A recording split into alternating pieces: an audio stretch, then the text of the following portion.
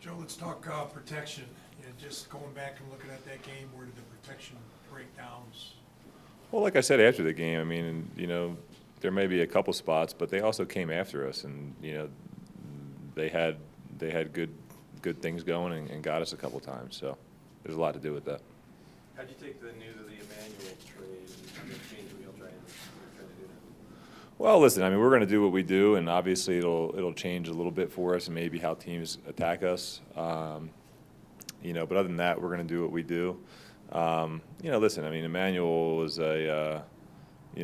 is obviously a really dynamic player. So anytime you lose somebody like that, you're going to at least feel the effects, out of practice and things like that. So, I'm sad to see him go from that standpoint. And, I think it's a good opportunity for him. I think he's going to a good place where he'll have fun and be able to be a big part of it. So, as a former teammate, I'm also, excited for him to have a new chapter. Who do you expect to step up behind court?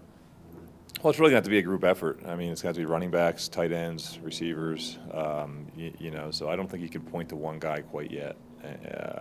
I think it's going to be an all-around team effort, and sometimes those things help bring a side of the ball together. From what you've seen from him this year, how ready does Cortland seem to be a true one for you guys?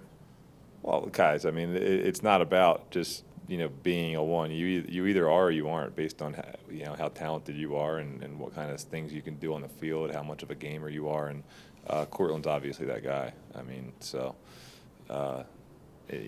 nothing's really going to change for him. He's just going to have to keep going out there and doing what he's been doing. You've been around a lot of tight ends in Baltimore. In regard to Noah Fant, why does it maybe take those guys a little bit to get their footing in the pro game? Well, no, it's just he's a guy that needs the reps. He's a raw athlete. He can run, he can jump, he can do all those things. But as far as playing football and really getting comfortable and letting things slow down so that he can use all those things to his advantage, that takes time.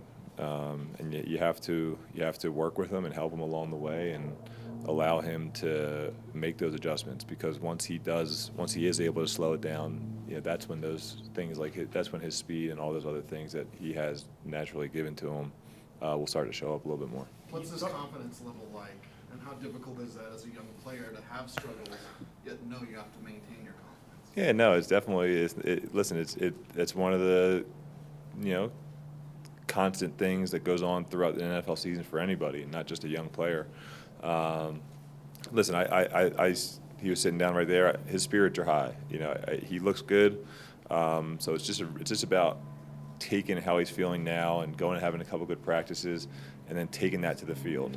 And then once you have a couple plays here and there, you gain a little bit, and then a little bit more, and a little bit more. And before you know it, you're not even thinking about some of the things that happened in the past. You're just looking ahead and excited about what the possibilities are. So, it's one day at a time, and I think that he's been really confident out here and gaining a lot of confidence out here during the week in practice. And it's just, like I said, it's just about taking that to the field and getting that next level of it. How do you deal with, you got these conversations when the criticism is so directly of you in this offense, Aikman on the broadcast was highly critical of you guys. How do you deal with that, and what is your response to that when you get criticized like that? Oh, I don't really listen to it, and it is what it is. I mean, you have to go back and look at the reality of the situation on film and make sure that you address all the right things and that you're moving forward and correcting everything that needs to be done. But other than that, you really can't listen to what people have to say. I let other people worry about that stuff for me. How about the commentary that, come on, Joe, yell at guys, get them fired up, as things were struggling there? Yeah, I mean, whatever. You're going to keep saying that if you want to, and at the end of the day, I am who I am, and listen, in this league, guys are fired up and ready to play, and sometimes you don't play good games, and things like this happen, and you got to be able to rebound and go out there and play football. So I know that we're going to be able to do that, and listen, I mean, if I'm being somebody that I'm not, nobody's going to respect me, in that huddle. So. Can you talk about the excitement of having Juwan James back and what he can bring to that offensive line, having that veteran in there? Yeah, listen, I mean, it's obviously been unfortunate that he went down so early in the season, a new player here, and had so much work with him this offseason. So, obviously that's a group that it's nice when a lot of guys play together and get that rapport with each other and all that. But anytime you add a player in, back in the lineup that has the ability that he does, you hope that it gives you a little bit of a jolt up front. Joe, you got hit a Couple lot. more guys. You got hit a lot against Kansas City. How did your 34-year-old body respond to that? Did you need the extra days? It was definitely good to have him. Honestly, besides a couple little things, yeah, I think my body responded pretty well to it. It's just part of the weekly grind in the NFL. You're going to deal with some games that, are a little bit more like that and others that aren't.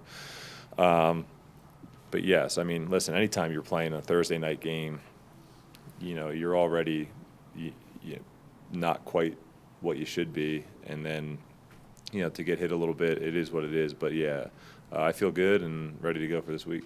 Joe, what do you see Last one, Brandon. from the Colts defense?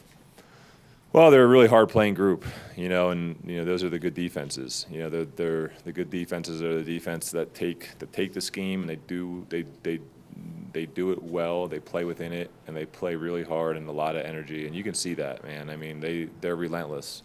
Everybody's running after the ball and doing all the right things. And they're the defenses that are tough to go against just because you're going to be in a dogfight with them for a long time. Thank you, Joe. All right. Appreciate it. Sure.